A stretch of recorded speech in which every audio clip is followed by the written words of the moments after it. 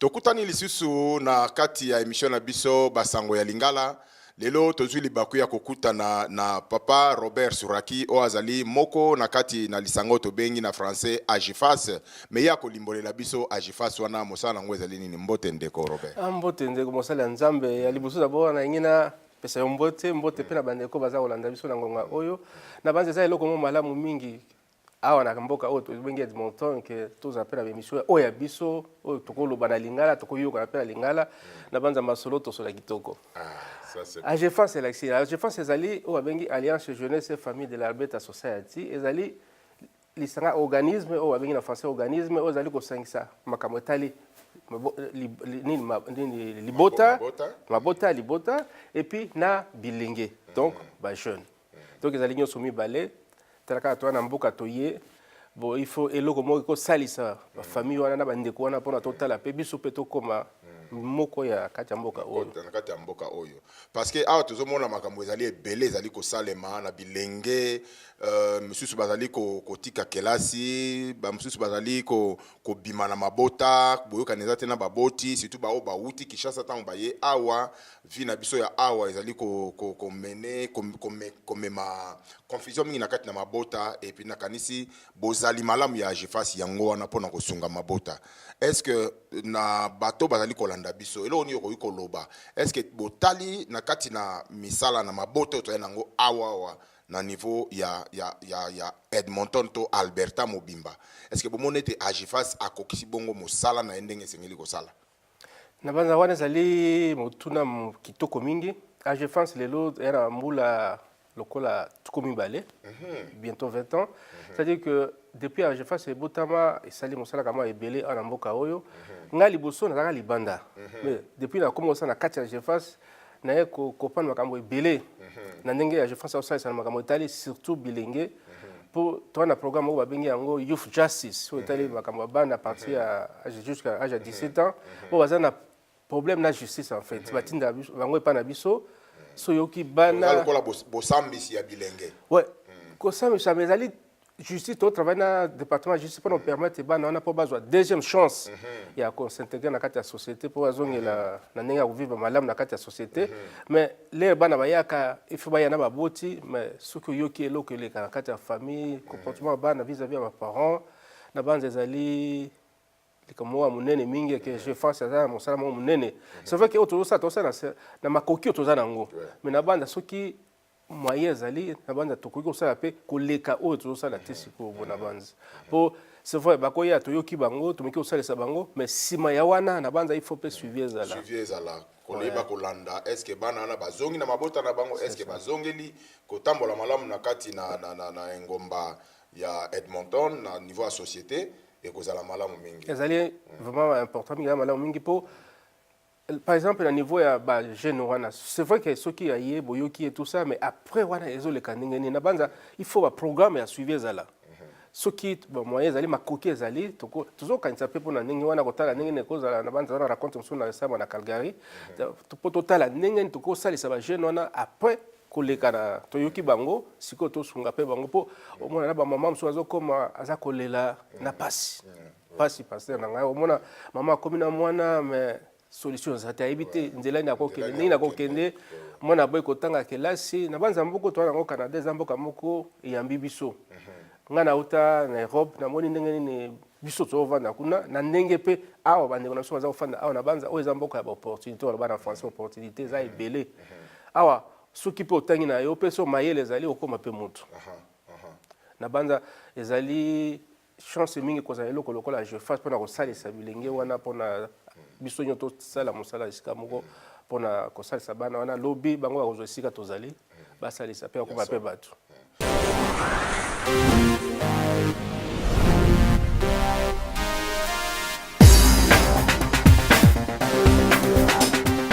donc na beaucoup c'est tozali ko sosolete Agifas ezali lisanga o ezali kosunga mabota pe bilenge tango kokoso ezali na kati na mabota tango kokoso ezali na bomo ya bilenge pa ezali kokende bango soki bazwi likama pona ko éviter te bakende na niveau ya mabe to na boloko to na nini Agifas azali wana bongo pona ko pesa bango to lesengeli ko faire bango ko pesa bango moka toloba occasion ya ko réparer Deuxième faute chance. koza deuxième Deuxième chance chance, ndenge ouais. papa Robert alobi Ouais, exactement. mais sikoyo papa Robert yebisa biso toyebeta GFAS mbula nyonso ba programme ezalaka ebele o ezali ko sangisa mabota o ezali ko kembisa pe mabota programme nini ezali na GFAS na mikolo ezali koya na banza toza na programme ebele mais avant na limbola yo na ngina loba que tosaka programme lem so totina pe ba invitation na bandeko ebele mais bandeko msusu pe mona lem so tina pe invitation à recontacter yo te mais après mona comme ba no mais nini bobeng sanga te mais totina ka pe to pe na page web na biso mona pe to komi to bina soki olingi parce que lo boye stala boye nini ko sala mais na banza lelo na osenga na bandeko wana soki activité ezali to lo mo ezali boye atosanga ezali elo comme malamu mingi pona o etali ba programme to na programme ebele to na na niveau ya bana d'abord to na o abengi bikasi ezali programme ya osa bana riche Edmonton na ville Edmonton ezali pona bana mike kuluka ko travailler na ba école na niveau ya école to ça rappelle na ba école mususu ko tinda bato oya biso ba ke na niveau ya école pona ba activité na niveau ya école pendant la période de récréation to ya pause pour travailler na bana to sala ka ba camp d'été to sala mususu to aussi la mikolo na cité francophone na campus Saint-Jean de to boya ki moi to zo ba tu ces réalités pour bato ki belé pesa belé penza mbele kai pe malamu to na côté ya ba maman to na solo to bengi causerie à ma maman. C'est-à-dire que tu écoutes un cas. Normalement, ça le chaque 2 semaines, mais ça dépend aussi parfois. Tu as un programme belé, tu décalé en haut.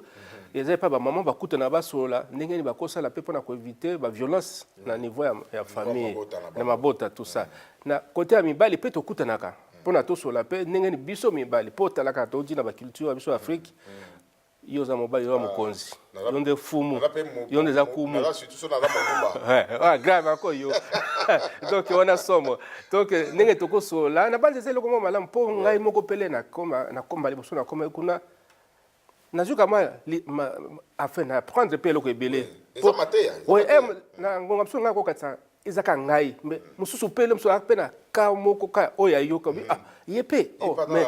azape bo ya sala inengeni ngona je crois que zape lo mama lam tozana wana pe tona otobengi à votre santé toto et si les pe kala mingi te za programme pour na ba mama o ba travailler dans secteur de service de santé parce que toyebi que ba mama ebele ah bo combien msala mingi ba sala na secteur wana eza mosala mo passe et souvent na mboka mo pa komi ah au moins alem susu oyebi mnoko mboka te ubi olubaka ngo malamu te to eska mosala oyebi loi malamu te mibeko malamu te je crois que ezala pe occasion mo malamu pona komeka ko sola na bande kona ko yebisa ngo kebisa bango ko lakisa bango ndenge ni ko salema to ça qui on avec campus jeune à centre collégial je crois les cas qui ezaki le mo malamu bon à part wana tona activité mususu lokolo tali bilenge ça on ezali activité moko ya monene na niveau ya je fasse ezali activité auto wengi activité phare ezali Tobiango Jamit, jeune ambassadeur itinérant. Ils allaient prendre bilingue à partir de 12 ans jusqu'à l'âge de 30 ans. Okay. Et puis, on a aussi un jeune Nyoso, l'ingé vraiment qu'on participe à l'activité. On a hésité pour nous contacter Bisso pour l'activité. Je fasse enfin, Jamit, ils allaient, programme ils allaient pour les 3 provinces. Province c'est Alberta, province c'est Québec, la province c'est Ontario. Tout ça là, tout travail ensemble. Et comme on a que tu déplacer bilingue mususu pour que ici na province mususu pour recevoir na ba susu kuta na ba ninga mususu ya kuna pe ba yaka awa bayaka awa net mikolo pe le 24 ils ont un programme moko ça na niveau à Québec pour ministre environnement là-bas yenda za marraine d'ailleurs Jean-Michel na niveau à Québec bana raconte na et pour na kosoana ba bilingue ko loba ndenge ni ko sala pour inspiration yemo attaque inspiration comment ndenge na comment ine sika wana pour bilingue mi bakansa ke osai ka bo communauté mokonzi to ezana oka destebo ezape mosala yanzela molai eza bongo biso pe a na niveau à Edmonton to na programme moko to sala activité mo ya munene to sala ngona le 15 septembre na campus Saint-Jean et to bi yango commémoration à décennie à personnes d'ascendance africaine donc batu o ba utana Afrique ezali oni muta décréta une décennie à partir de 2014, 2015 jusqu'à 2024. Pendant 10 ans, il y a beaucoup de pays pour ça activité et ça autour de thème moko reconnaissance, justice et développement. C'est-à-dire que c'est vrai, la relation est ça entre bisona ba ndekumso dente otimboka mopa okomi awa contact on esal makandenge nini bosola ka dialogue esal makandenge nini tongi to meka ko partager na bande ko mususu et surtout pour na ke ko faire reconnaître na bandeko oya biso que bango pe bazana sika awa et pas tozali biso pe tokoza maloba so pe toko participer activement na makambo ndenge osalema awa parce que salema mingi to mona que c'est vrai to comme mboka mopaya bayambi biso c'est vrai baza pe na kamwa babino wana ba utili banda mais biso pe to na part biso ya responsabilité et loko ni biso to sala ka to koma pe na sika wana toma ebele bakoma so bakoma bavocat baso bakoma soki baprofesseur bona bango basalaka ndenge nini mpona nini bana oyo ya biso akolanda mpe nzela wana te yango tosala activité wana toana conférencière moko auta na Québec na Gatineau aza maître Nasinyota. C'est une jeune femme vraiment très engagée dans le Kamotali, jeune. Elle a pu partager l'expérience. Tout ça va la fédération, fondation Jeunesse Alberta. Elle a pu aussi un message dans Bango. L'invitation peut être qu'il y a des gens à Calgary, il y a Pia, na Brooks, l'association Fafon à Brooks, na bande comme ça pour que assemble tous sangana tous solo là. Mais ils habitent tous solo là, mingi te zali bana bilingue ko solo là. Toko yoka Bango, bako partager ba idée na ngo ba souci na Bango yango to salango mikolo. Affaire activité ça moi ebelé. Longonia papa Robert eloko moko to ikolo bezali ete bato mingi tango tozali na kati na ville na biso Edmonton tango baza koyoka agifasa na ba activité souvent bayokela kaka na mosika mais koya batia maboko bazala elongo ezalaka toujours pas nde toyebi bato awa misala kelasi bato baza tout le temps occupé mais eloko eyaka tango likame ye nde pa yokomona mutu akomi kobeta misu wana olobi ya solo pasteur nanga olobi ya solo penza namona yango pe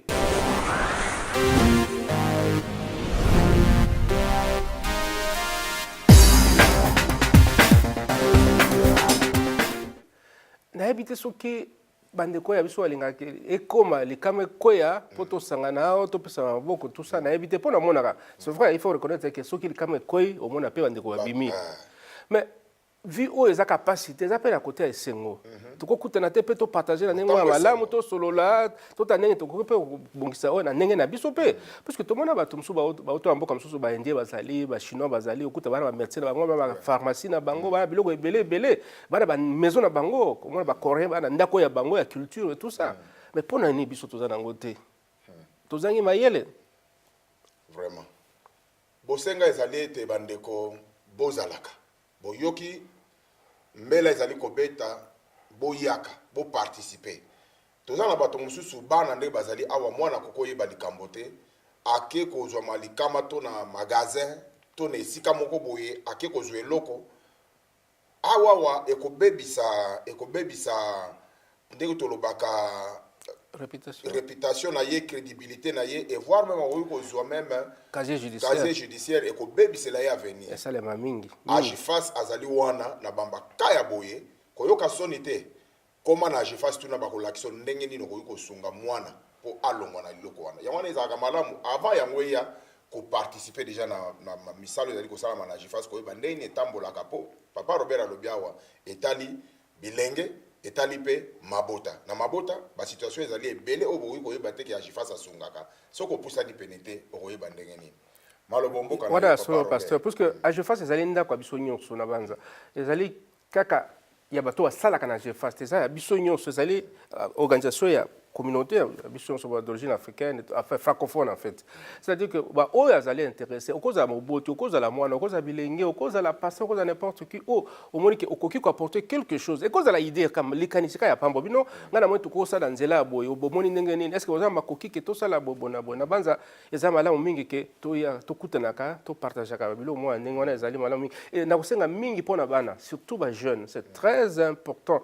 Je crois que bilenge bo balingi vraiment participer na vie active ya mboka oyo baya bakutana biso tosola tota ndenge tokosala parce que moye pe mike komona nango ke tokosala pe biloko ebele ya mike ope omona pe lobi mutu akompe mutu munene na banza ezali occasion munene libanda na omona différemment na commune kati na moye pe za différemment. Je crois que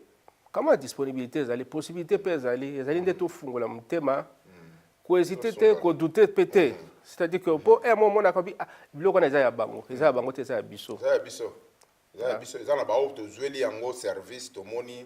bolamu ya agifas uta ebanda en tout cas longoni mingi papa Robert topesi yo matondo mingi pona boyei na yo na studio na biso awa yo pozali moko ya Alta TV bongo mais yo kopesa biso ndenge nini soki bato balingi koya na Agifas bamoni biso kasi bakoyeba esika bozali ndenge nini adresse na me ezali nini numéro ya bino ya telefone ezali nini mpona bayebala kolanda biso. Enfin, biso bureau na biso ezali na 82 Ave, juste en face à Value Village, ezali à 89 25, c'est 82 Ave, dans la suite 12, donc bureau 12 na C. Numéro de téléphone na biso ezali 780 440 2621. So ni pe bokomela biso bokomana info@agefas.ca. D'accord, répétez sous info@agefas.ca. Donc bon hésiter en tout cas porte za nango polele ezanda kwa bino ezanda kwa biso boya to sola to kutana to partager ba idée. Totondi botondi ndeko Robert na bino bayebali kolanda biso to pesi bino longo na pe lisusu bolanda biso lisusu na kati ya émission na bino sango ya lingala o tozali kosala awa na Edmonton kati na na etando ike o tozali kobenga Omni TV yango bokolanda biso ngonga na ngonga po te boyoka masolo o ezali kosalema na kati na mboka na biso awa na Edmonton Alberta na Canada boye tomonani mbale koya ngai wa bino René Vincent Chibula. Tozali kokoba na masolo na biso na masolo ya lingala sikoyo tozali na ndeko na biso Jean-Claude o azali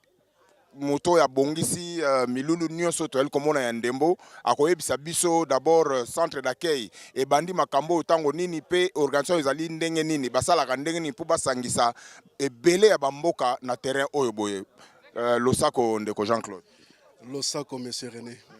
Boni yo zali mobongisi na makambo nyonso tu esala makana no ndenge nini centre d'accueil abandi makambo ndenge nini et puis eza bozo sangisa bato nyonso ndenge nini po bokoma na organisation munene boye.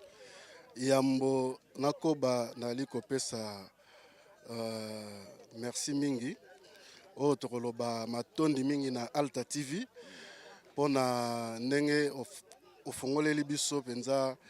esika na lingala toloba na monoko mboka esali ngai malili pe na nzoto nasepeli mingi. Alors pona organisation to mabongisi ya milulu oyo to ezalaki mwa matata neti ya mbula oyo pona kosangisa ba équipe oyo basangani ti tokoma na lelo parce que tozalaki na ba équipe ebele oyo bamikomisaki tozalaki na bango zomi na misato donc 13 zomi na misato wana na kati 13 kokabole ezalaka pasi pona koyeba kotia bango na milulu. Ouais, zomi na misato ezali pasi mingi parce que bazali ebele. Alors soki tokomi na zomi na misato eke tolobi tozwa bango nyonso wana tokosala ta mosusu semaine mobimba tobetaka kaka babale yango. Alors esengelaki na biso tosuka na mwambe. Alors mwambe wana eloko tosalaki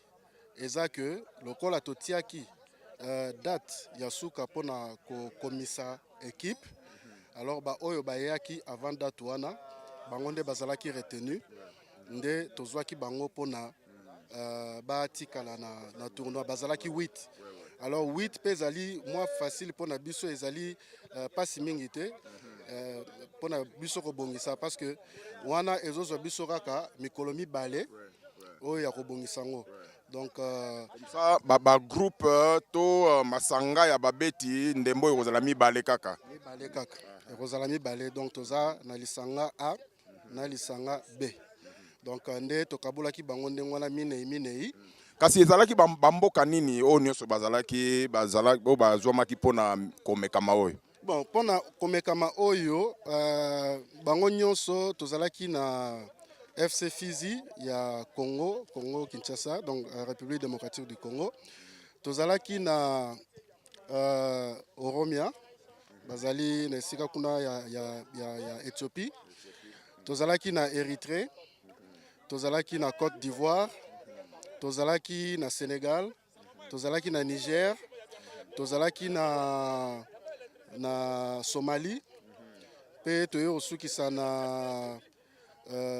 équipe mosusu kombo nango ekimi ngai ya mboka mosusu donc bango nyonso équipe de dimanche nde banani wana wana Côte d'Ivoire natangaki bango na je pense ouais wana Côte d'Ivoire alors bango nyonso wana mwambe na moko na bosani kombo ekoya nde bamekanaki ti na kokoma lelo oyo ndenge tokomi mpona esala ke Érythrée ayeba na kozwa coupe ya lelo et puis difficulté mpe tokutani nango na esika oyo ezalaki climat omoi likambo na climat wana tokoki kosala eloko moko te parce que wana ezali nature donc nzambe ndenge azosala makambo na ye alors jour ya week-end ya liboso efalaki tosala yango samedi na dimanche samedi elekaki bien donc wana mokolo mposo elekaki bien alors makambo nyonso esalamaki bien ntina suka mokolo eyenga dimanche tokomi mvula ebandi kobeta mvula ebeti alors tozalaki obligé ya kokata yango mpona to parce que lokola yango nde osalama lelo oyo tobandeli yango na ebandeli donc à zéro ekei bien lelo climat eza kitoko moi mpe makasi tozotoka yango nde esalami malamu boye basepeli bango nyonso epuis motu na motu donc équipe na équipe azwi ya ye prix bakende esengo mpenza sikoyo tomoni linzanza ya wolo ezali koongela Érythrée azwi yango kasi ezali kaka linzanza ya pamba to bazozwa yango na eloko na kati na kati ya linzanza wana totie